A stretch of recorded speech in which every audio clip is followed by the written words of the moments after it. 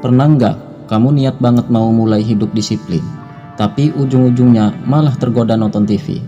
Tapi itu bukan karena kamu kurang tekad, tapi karena otakmu memang dirancang untuk melawan disiplin dalam dirimu. Karena otak manusia itu masih pakai sistem zaman nenek moyang dulu, di mana bertahan hidup jauh lebih penting daripada mikirin masa depan. Makanya otak kita selalu mencari cara tercepat untuk merasa nyaman. Dulu manusia harus segera makan, begitu ada makanan karena nggak tahu kapan bisa makan lagi. Sekarang kita punya akses ke makanan kapan saja, tapi otak masih pakai program lama, melihat makanan langsung makan. Hal yang sama berlaku untuk dopamin.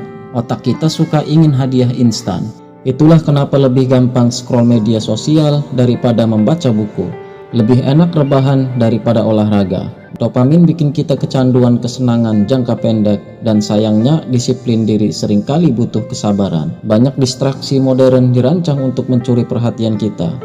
Pikirkan media sosial, game, makanan cepat saji, semuanya dibuat supaya kamu terus mengingatkannya.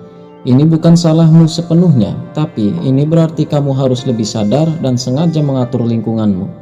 Kalau kamu ingin lebih fokus bekerja, tapi HP ada di sampingmu dengan notifikasi terus berbunyi, ya pasti susah. Kalau kamu mau mengurangi konsumsi makanan-makanan, tapi kulkas penuh dengan cemilan manis, ya bakal tergoda terus. Kamu nggak bisa berharap menang lawan godaan kalau kamu selalu dekat dengan godaan itu.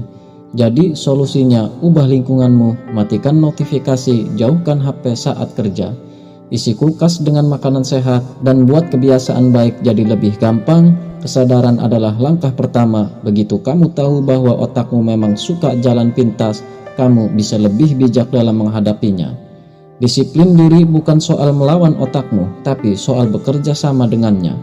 Kamu mungkin pernah merasa, aku udah coba disiplin, tapi selalu gagal. Jangan khawatir, kamu bukan satu-satunya hambatan terbesar dalam disiplin diri. Seringkali bukan godaan dari luar, tapi jebakan di dalam pikiran kita sendiri. Dan ini cara mengatasinya. Setiap kebiasaan buruk punya pemicu. Misalnya, kamu nggak sengaja buka media sosial setiap kali bosan atau langsung cari cemilan saat stres. Ini terjadi secara otomatis karena otakmu udah terbiasa menghubungkan situasi tertentu dengan tindakan tertentu. Jadi solusinya, ganti kebiasaan lama dengan yang lebih baik. Kalau kamu biasanya buka HP saat bosan, coba ganti dengan membaca buku atau jalan sebentar. Dan kalau stres bikin kamu ngemil, coba tarik nafas dalam atau dengarkan musik dulu sebelum ambil makanan. Intinya, jangan cuma berharap bisa menahan godaan, tapi ubah pola yang menyebabkan kebiasaan itu muncul. Salah satu alasan kenapa orang cepat menyerah dalam melawan disiplin di dalam otakmu adalah karena mereka terlalu keras pada diri sendiri. Begitu gagal sekali, langsung merasa enggak berguna. Padahal semua orang pernah gagal, bahkan atlet terbaik punya hari-hari buruk. Daripada menyalahkan diri sendiri, lebih baik pakai pendekatan stoik, agar kegagalan sebagai pelajaran bukan hukuman.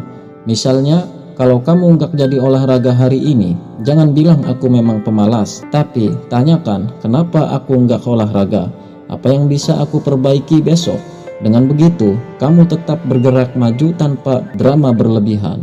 Gagal itu wajar, tapi cara kamu merespon kegagalan menentukan apakah kamu akan bangkit atau terus terjebak di situ. Daripada langsung menyerah saat gagal, coba lakukan refleksi. Tanyakan apa yang membuatku gagal kali ini, apa yang bisa aku lakukan, apa langkah kecil yang bisa membantuku kembali ke jalur yang benar. Dengan melihat kegagalan sebagai kesempatan untuk belajar, kamu nggak akan terus-menerus terjebak dalam pola yang sama. Jadi, kuncinya adalah memahami kebiasaanmu, bersikap lebih baik pada diri sendiri, dan selalu belajar dari kesalahan. Disiplin diri bukan soal sempurna, tapi soal terus kembali ke jalur yang benar setiap kali kamu melenceng. Terima kasih.